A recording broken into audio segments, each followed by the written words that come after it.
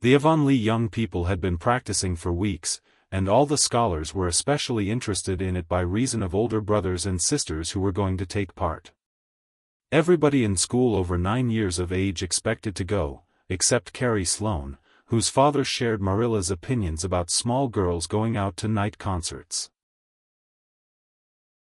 Carrie Sloane cried into her grammar all the afternoon and felt that life was not worth living.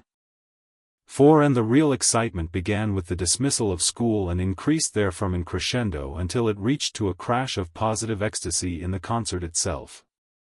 They had a perfectly elegant tea, and then came the delicious occupation of dressing in Diana's little room upstairs.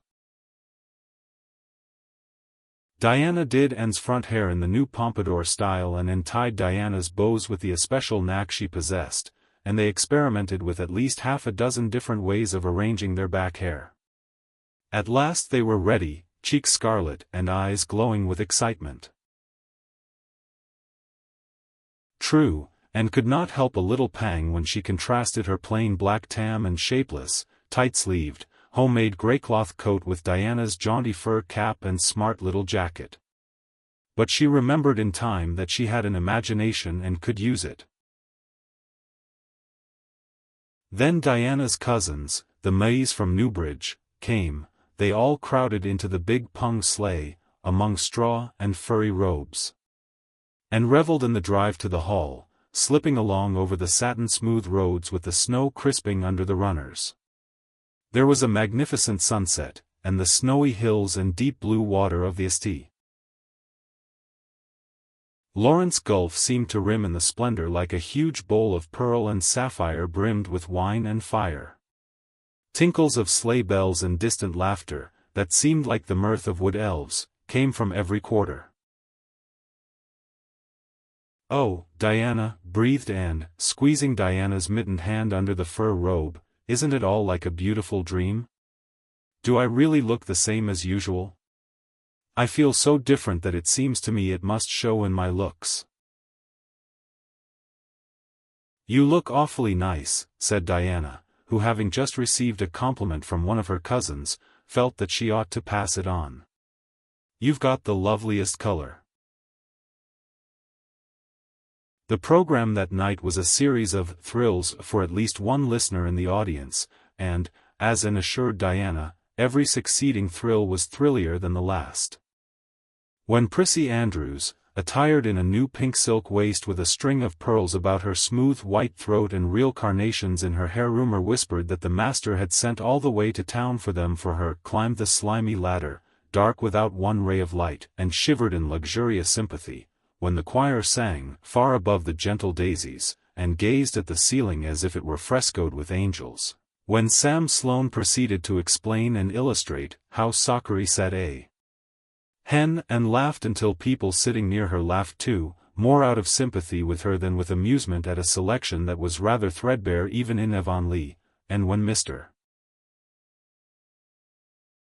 Phillips gave Mark Antony's oration over the dead body of Caesar in the most heart-stirring tones, looking at Prissy Andrews at the end of every sentence. Anne felt that she could rise and mutiny on the spot if but one Roman citizen led the way. Only one number on the program failed to interest her. When Gilbert Blythe recited Bingen on the Rhine, and picked up Rhoda Murray's library book and read it until he had finished, when she sat rigidly stiff and motionless while Diana clapped her hands until they tingled. It was 11 when they got home, sated with dissipation, but with the exceeding sweet pleasure of talking it all over still to come. Everybody seemed asleep and the house was dark and silent. And Diana tiptoed into the parlor, a long narrow room out of which the spare room opened. It was pleasantly warm and dimly lighted by the embers of a fire in the grate. "Let's undress here," said Diana. "It's so nice and warm." "Hasn't it been a delightful time?" sighed Anne rapturously. "It must be splendid to get up and recite there.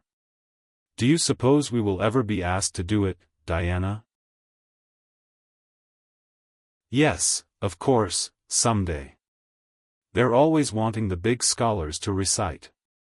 Gilbert Blythe does often, and he's only 2 years older than us. Oh, Anne, how could you pretend not to listen to him? When he came to the line,